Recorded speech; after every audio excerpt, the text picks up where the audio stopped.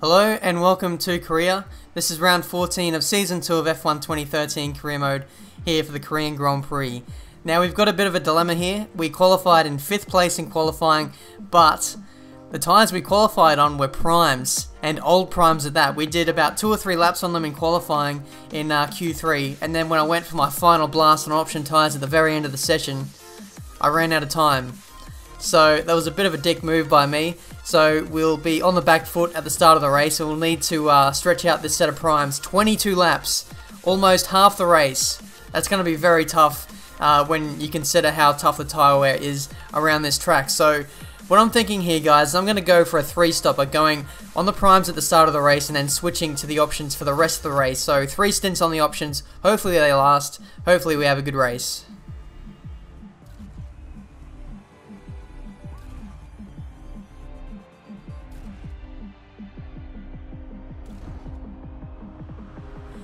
Alright, so here we are on the grid of the Korean Grand Prix, starting on the prime tyres, of course, so it's going to be an absolute miracle to get this thing off the line faster than the Titanic. So here we go, 5 red lights, and away we go in Korea. Looks like we've got a massive amount of wheel spin in 3rd gear here, so that's going to cost us a bunch of positions compared to the people on super soft tyres. There's such a difference between the super softs and the prime white wall tyres. So away we go, we're in 6th place, almost 5th place now, as we get Kurz and Slipstream behind Mark Webber. So looking good so far in this race. And if I haven't mentioned before, I'm running with the aggressive fuel strategy, so I'm having less fuel on the car on the start of the race, so I should be faster than these guys. And up the inside we go of Alonso and Webber. That promotes us up into the podium positions now, so P3. All we got to do now is maintain this position pretty much, because Sebastian Vettel and Lewis Hamilton are a long way up the road with super soft tyres. I honestly don't think it's going to be possible for us to catch them. So what I got to do now is pretty much defend this position, look after the tyres, and save fuel for this first stint. That's going to be absolutely crucial to getting a good finish to this race. So I'm going to set myself up in this stint, and hopefully we can go to the distance. So cutting now to lap 11, and it's the very end of the stint for the super soft runners. So Sebastian Vettel is the first in the field to make his pit stop for prime tyres on lap 11, and now cutting to lap 12, I believe Lewis Hamilton is making his pit stop as well. So I'm pretty much reacting to what Vettel did on the previous lap, and I'm opting not to lose any time at the start of the race, because as you guys saw, we had a similar situation back in Hungary when I tried to stretch out the prime tyres to their recommended pit stop window. So I'm not going to throw away all that time. I'm going to pit at the exact same time as the AI, so I don't lose any position or time due to that. So hopefully we can make this work. We are going for an extra pit stop, of course, so there's no point in staying out any longer on those prime tyres. So hopefully it works out.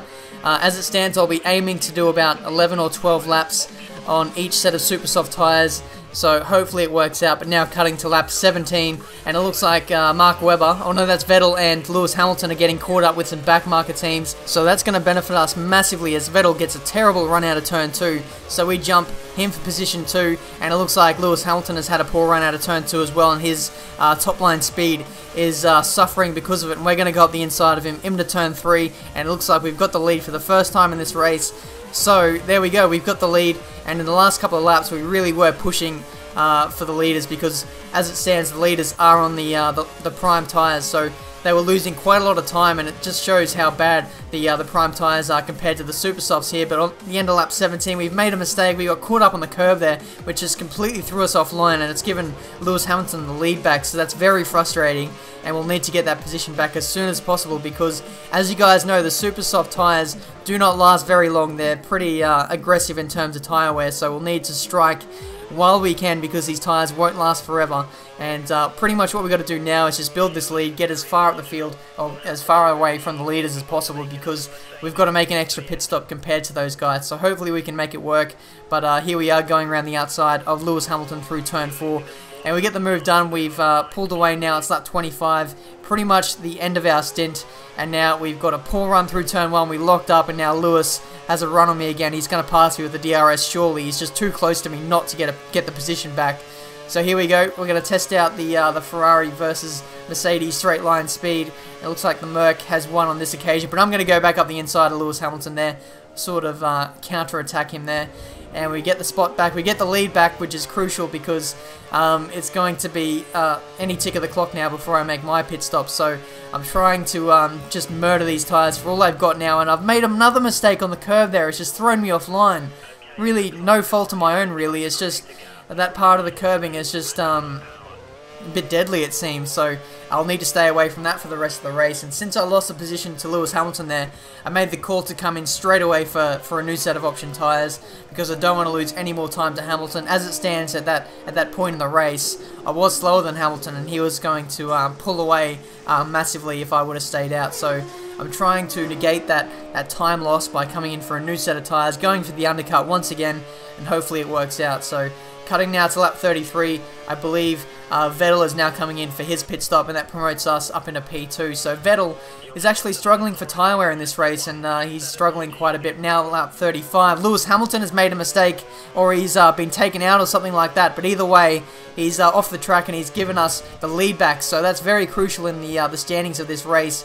He hasn't in fact made his pit stop, so he's actually lost quite a lot of time, and as you can see there, Vettel has actually jumped him in the overall standings there as well. So Hamilton having some troubles at the latter phases of this race. But now, lap 42, we're coming in for our final pit stop of the race. This race has pretty much gone like a flash. It's been pretty strategic, just trying to make the tyres last and trying to push and get the most of that out of them at various times. So a lot of this race was spent by myself, just trying to manage the gaps, manage the tyres, and trying to push at certain times. So it was pretty exciting in that aspect, at least in my point of view. It was fun to manage the race in that kind of aspect. It was very good. It was very entertaining, even though it might not show it in this race because the race length has been, or the video length has been pretty short. But you know, the race was pretty fun. You don't get this kind of strategy when you do 25% races or even 50% races sometimes. So if you ever have the spare time, I definitely recommend you go do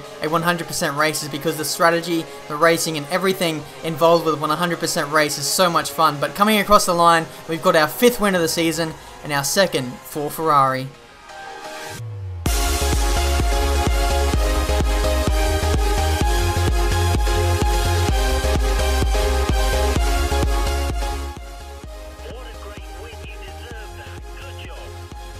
So there we go, lads. The Korean Grand Prix is over. It seems that the 3-stopper was the right strategy to be on for the course of this race. It seems that the prime tyres were pretty terrible in terms of a race tyre. They really weren't making the distance in terms of their stints. It felt like they only lasted about 10 laps, and then after that they sort of fell off the cliff. So it seems like the super soft tyre is actually pretty good in the race, and it showed, getting 1st place, the only person in the field to do a 3-stopper, and we really did make that work. So in the driver's standings, we've edged a little bit closer to Sebastian Vettel, stretching out the lead over Fernando Alonso. So at this stage, it's looking pretty comfortable at the moment in terms of the teammate battle between myself and Alonso.